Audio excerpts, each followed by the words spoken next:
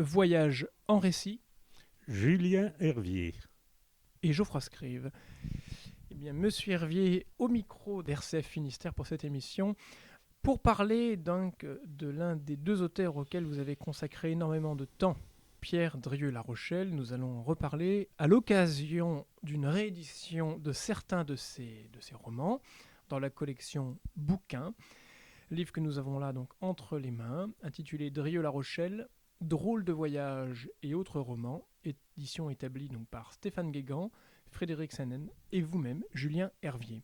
Abordons peut-être, à propos de cet auteur Pierre Drieux-La Rochelle, la dimension, si je puis dire, religieuse de cet auteur qui déclare qu'autour de 14 ans, il perd la foi, mais qu'il reste aussi attaché quand même à une forme de religion en France qui est la religion chrétienne, et qui y revient dans les dernières années de sa vie. Donc d'accord, il meurt en se suicidant au moment de la libération, mais ces dernières années, donc, elles ne sont sans doute pas faciles pour Pierre Drieux-La Rochelle. Il vit en reclus.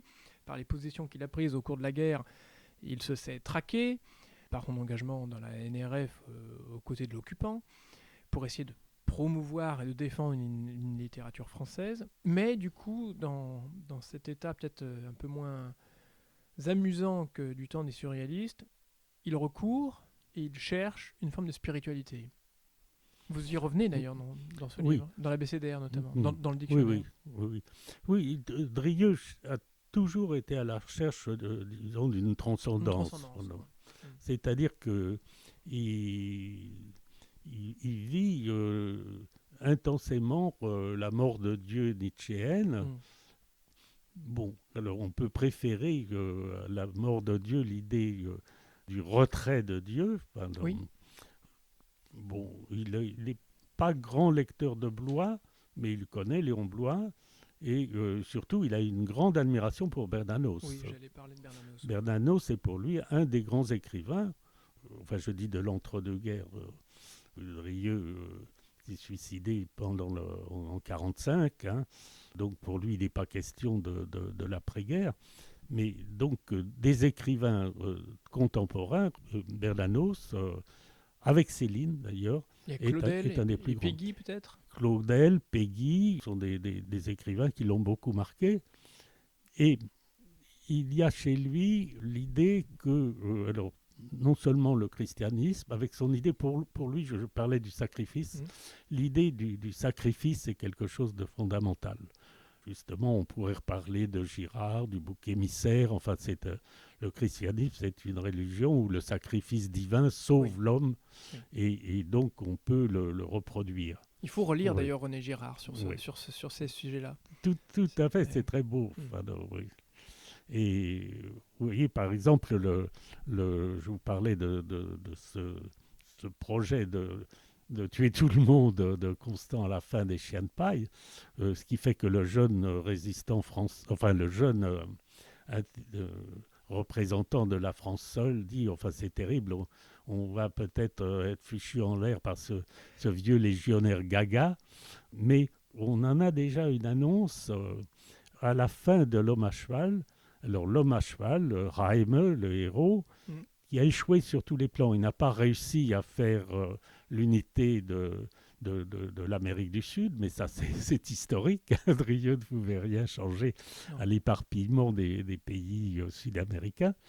Et puis il a échoué à cause des intrigues d'un franc-maçon qui représentent la bourgeoisie libérale et des grands qui représente l'aristocratie terrienne du pays, qui a entravé sa politique sociale.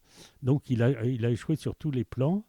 Et au moment où il a décidé d'abandonner le pouvoir, le guitariste Felipe a l'idée d'une cérémonie grandiose avec tous les soldats qui ont suivi jusqu'au bout Raime.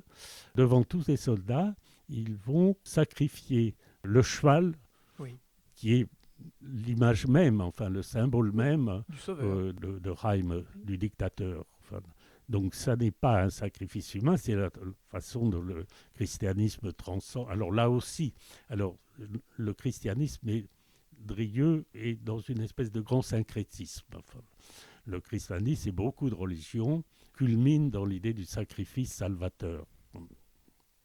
D'ailleurs, vous le dites, vous reprenez un de ses propos.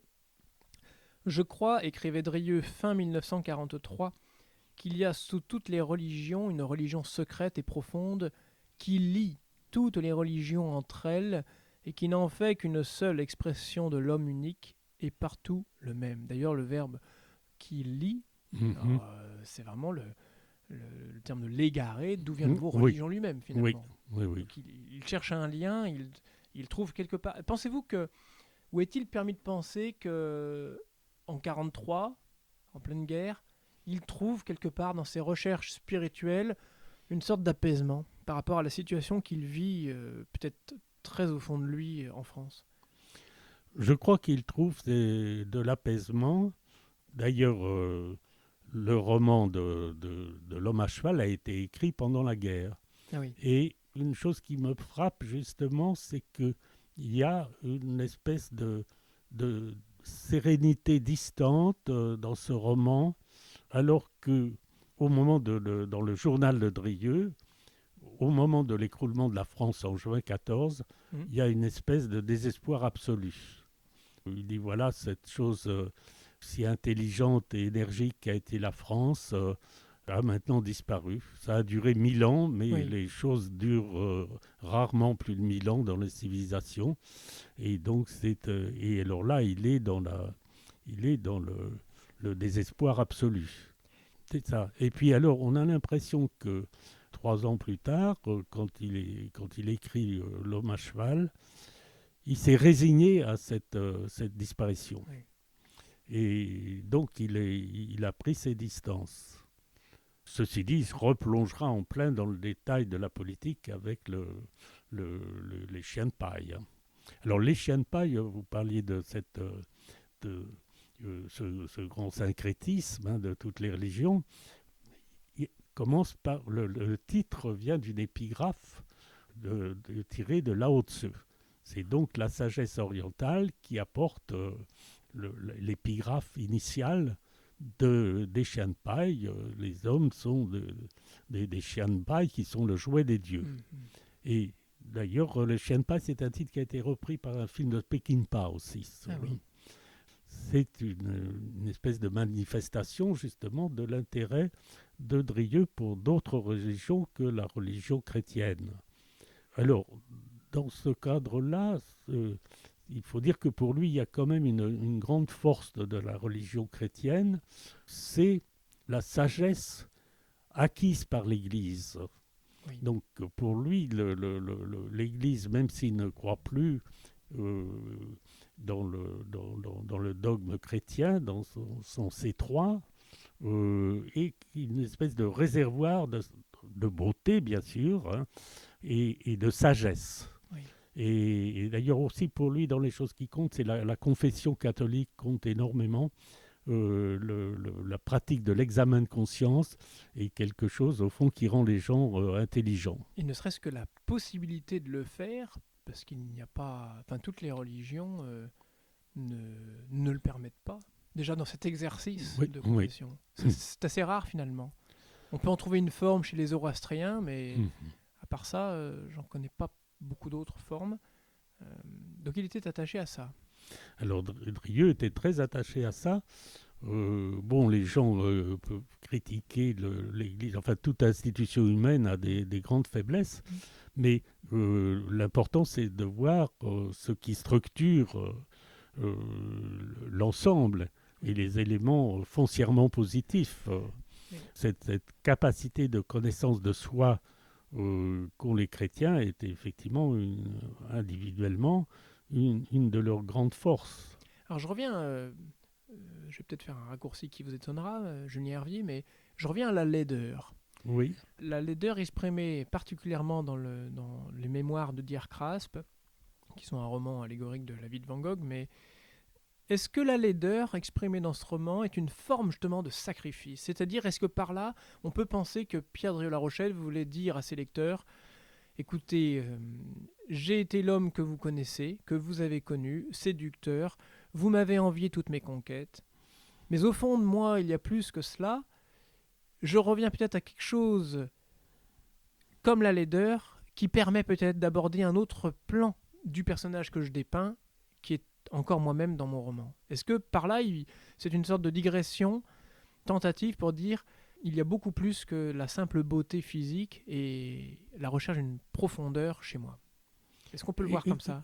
Alors écoutez, je crois que vous avez tout à fait raison, parce que le personnage de Dirk Rasp, alors dont les initiales sont celles de Drieux, hein, Drieux, La Rochelle. Oui. Voilà. Le personnage de Dirk Rasp est directement inspiré de Van Gogh. Et vous avez aussi toute la période où Van Gogh faisait de l'évangélisation protestante, hein, en zone minière, dans le nord. Et donc, il y a une espèce de double facette de Dirk Rasp. C'est moitié Van Gogh, enfin, on ne va pas faire des proportions, mais c'est à la fois Van Gogh et Drieux. Et c'est une des caractéristiques de Drieux qui parle le mieux de lui-même quand il le met un peu à distance. Oui. Et là, à travers le personnage de Constant, dans Les Chiens de paille, il parle très bien de lui-même, hein, aussi. Mais dans le personnage de Van Gogh, ce qui est aussi important, c'est la double vocation de Dirk Rasp Van Gogh. C'est-à-dire la vocation du pasteur qui voudrait justement convertir les âmes, et qui en même temps est extraordinairement sensible à la pauvreté, à la misère des mineurs exploités. Alors, le mot n'apparaît pas, mais par le système capitaliste. Et l'autre tendance à Van Gogh, qui est une espèce de visionnaire, pour Drieux, le vrai artiste est un visionnaire. Alors, ça paraît clairement à travers le personnage de Van Gogh. Ça apparaît aussi dans son admiration pour Rimbaud et Baudelaire. Oui. Alors, à la fin de sa vie, il a écrit tout un essai, toute une méditation plutôt qu'un essai, sur les litanies de Satan de Baudelaire, justement. Et évidemment, avec cette fascination pour le côté noir de Baudelaire, et Drieux est aussi quelqu'un qui est extrêmement sensible au problème de la grâce, avoir ou ne pas avoir la grâce. Voilà. Et justement, il a cette espèce de défiance de lui qui se range dans la catégorie des gens qui n'ont pas la grâce. Et il est très intéressé par les jansénistes, évidemment. C'est assez étonnant parce que, par exemple, je pense à d'autres romans plus en amont, mais quand il écrit La valise vide, est-ce qu'on peut dire qu'il se repent par le feu follet, par rapport à son ami Rigaud? Et là, moi, c'est un peu l'idée que j'en ai eue. Et là, j'ai l'impression qu'avec Dirk Rasp ou les autres romans, il sacrifie une partie de lui-même pour accéder à une autre partie. Pour faire accéder son lecteur à une autre partie de lui-même, et peut-être pour lui-même aller chercher plus au fond de lui ce qu'il fait vivre intérieurement. C'est ça, c'est-à-dire que clairement, il a renoncé à son personnage de séducteur. Oui. Il n'y a pas renoncé dans la vie, parce que c'est ces derniers mois où il se cachait justement après la libération, il se cachait en tant que collaborateur. Et ces derniers mois ont été éclairés par la présence d'une jeune femme qui venait le voir.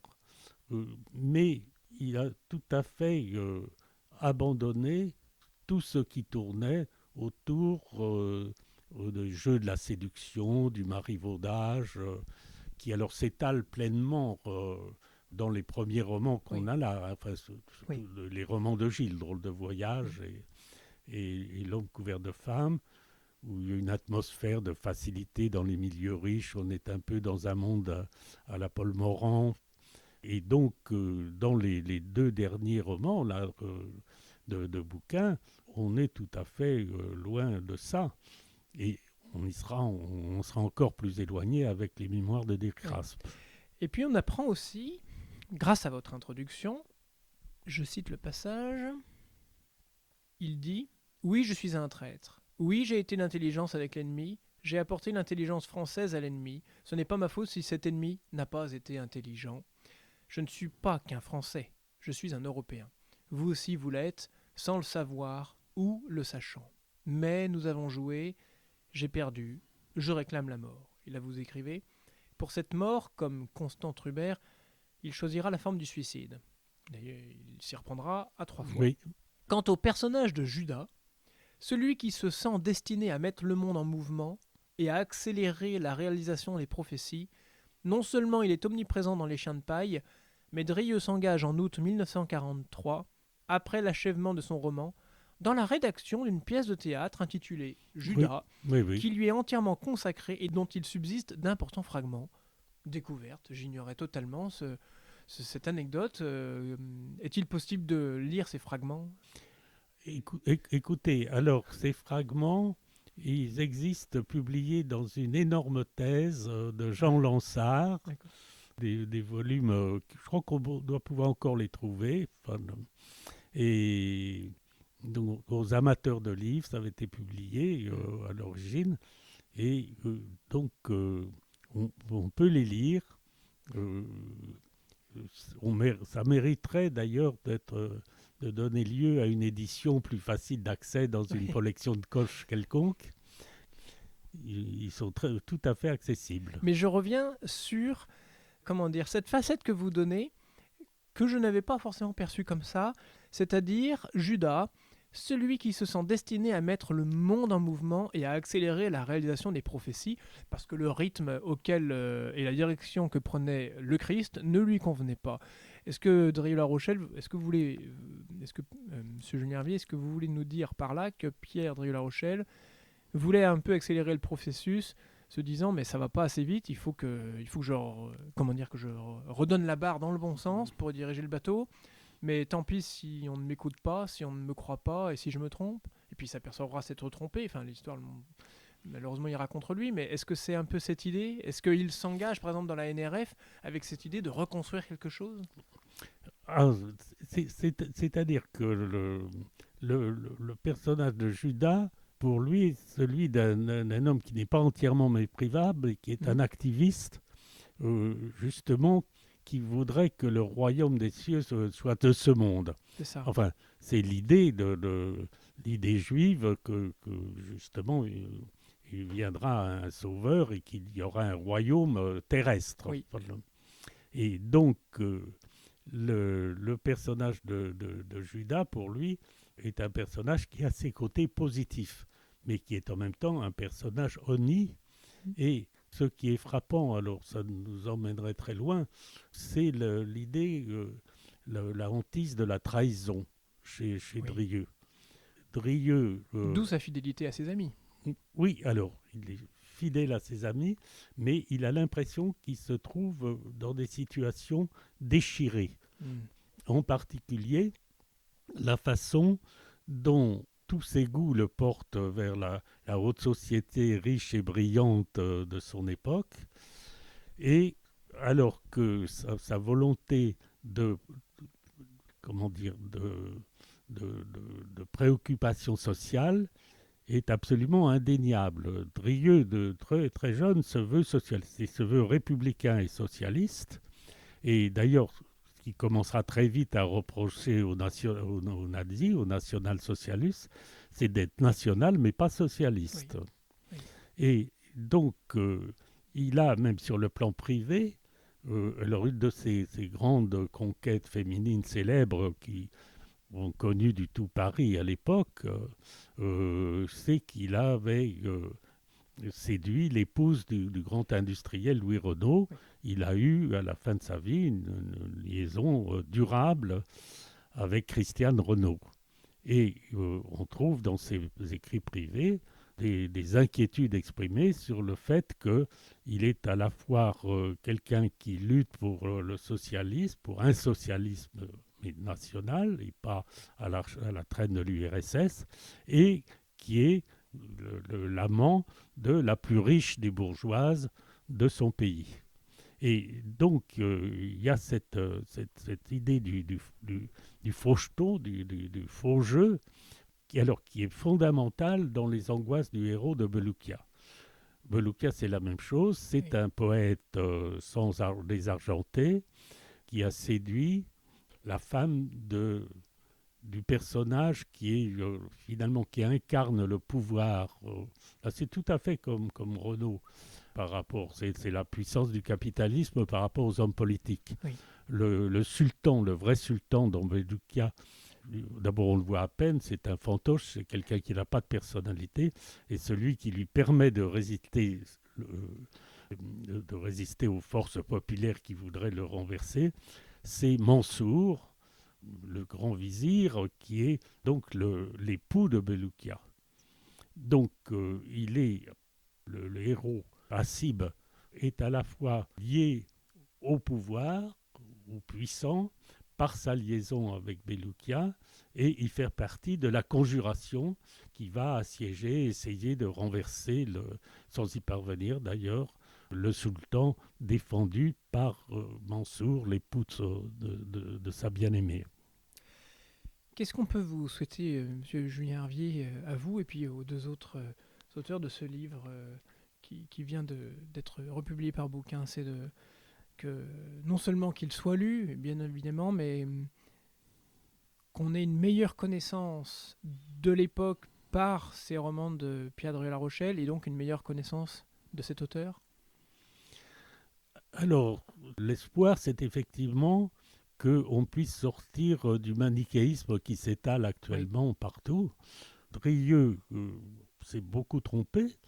D'ailleurs, vous citez cette très belle phrase d'Exorde, enfin, c'est-à-dire qu'ils sont publiés, ils sont sur le marché de l'édition, avec le texte qui s'appelle Récit secret, qui est un récit de toutes ces tentatives, de toutes ces tentations de suicide. Tentative, c'était peut-être trop dire, mais il a frôlé, il était certainement obsédé par le suicide qu'il a frôlé à plusieurs reprises. Donc, Aidé peut-être par certains qui y sont arrivés bien avant lui, comme Jacques Rigaud. c'est ça, Ça a c'est-à-dire que, au fond, vous disiez très justement que le feu follet était un peu une sorte d'acte de contrition par rapport à ce portrait de Drieux qui est très très très méchant, qui est la valise vide. Oui. La valise vide, c'est C'est effectivement Rigaud, c'est-à-dire que ça il fait défouraille. Hein. semblant d'être écrivain, mais il ne fait rien. Justement, il vit par les femmes. Il se fait entretenir, ce qui arrivait bien sûr aussi à Drieux. Donc, il pouvait trouver que Rigaud était une espèce de double menaçant dans son vie, et c'est pour ça qu'il en parle si bien. Et on ne peut que recommander la lecture du livre de Jean-Luc Bitton sur Ah, Rigaud. alors oui, voilà, il y a une très très belle biographie de Rigaud. On l'attendait depuis longtemps. Elle a été publiée récemment par Jean-Luc Bitton, qui fait ça brillamment. C'est très très bien écrit, très agréable à lire. Hein. On parlait du suicide, les tentations de Drieux par rapport au suicide, qu'il avait peu à peu Oui, amené à être ce qu'il a été. oui. Alors c'est une obsession. Alors j'ajouterais aussi, enfin, dans les choses sur lesquelles j'ai pas trop insisté jusqu'à présent quand je parlais du suicide chez Drieux.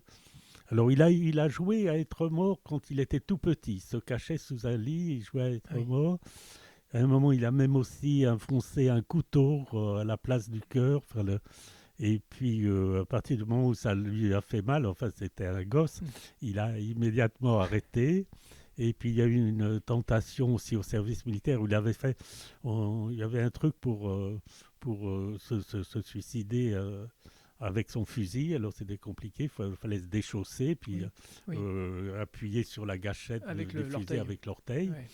Et puis il dit d'ailleurs, il y a son ordonnance qui est entrée, le bon visage de ce soldat du peuple, là, m'a ramené à la vie. Enfin, c'est un très, très beau passage aussi de Drieux. Donc il a été certainement obsédé par l'idée du suicide. Et puis il y a aussi quelque chose qui compte pour lui, c'est qu'il est aussi terrorisé. Il est comme le général de Gaulle. La vieillesse est un naufrage. Oui. Il est terrorisé par l'idée de la décadence que l'âge apporte aux hommes et aux femmes. Enfin, par exemple, il a été terrifié. Alors, il est dans sa famille, il détestait son père. Il trouvait que sa mère ne savait pas résister comme elle l'aurait dû à son père qui la trompait de façon éhontée. Et la personne qu'il aimait beaucoup, c'était sa grand-mère. Oui. Et il dit qu'il a été dévasté en constatant chez sa grand-mère tous les signes de l'affaiblissement de l'âge. Oui. Il dit aussi qu'il y a une espèce d'entêtement chez les gens, d'acharnement à vivre chez les vieillards. Bon, qu'est-ce que je dirais, moi qui viens d'avoir 87 ans. Donc cet acharnement à vivre, même dans des conditions épouvantables de dégradation, est quelque chose qui le terrifie.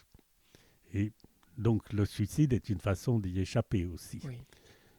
Mais bon, les raisons des suicides des gens sont multiples et complexes. Hein, on ne peut pas trancher dans cette, sur ce domaine-là. Enfin, Une dernière question, si vous me permettez, Julien Hervier. Est-ce que il est possible aussi d'espérer, comment dire, une redécouverte un peu de ces romans, tels que d'autres pourraient l'espérer, par exemple pour des auteurs qui sont complètement tombés dans l'oubli, comme Marcel Jouandeau, qu'on ne lit plus guère aujourd'hui, non, il faut dire.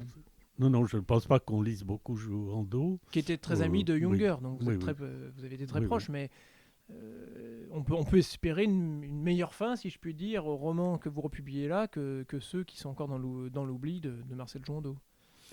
Je vous dis, alors d'abord, il y a un agrément de lecture. Par exemple, Il y a une plume. on peut trouver par exemple Bellucchia un peu simpliste, mais c'est un roman d'action et d'aventure, chose qui a été mise en évidence pour L'Homme à cheval, qui est évidemment plus réussi et qui a beaucoup plus de portée. Enfin, Oui.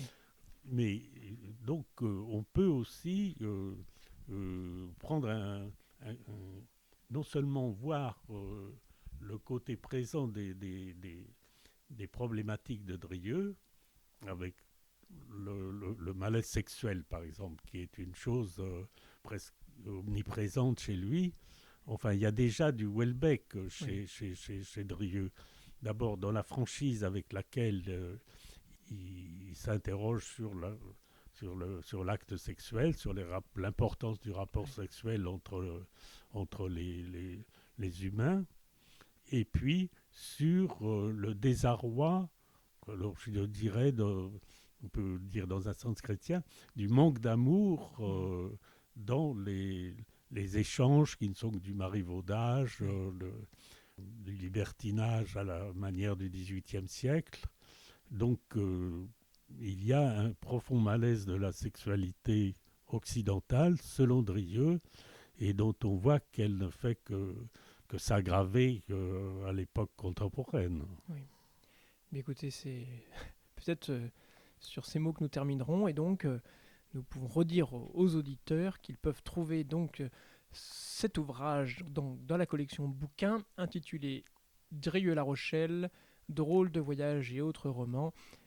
Et nous essaierons de mettre la couverture de cet ouvrage sur le site internet de la radio pour retrouver cette émission. Ça serait très bien. Ouvrage sorti hier en librairie. Voilà, donc en ce mois de fin janvier 2023. Merci beaucoup, Julien Hervier. C'est moi qui vous remercie.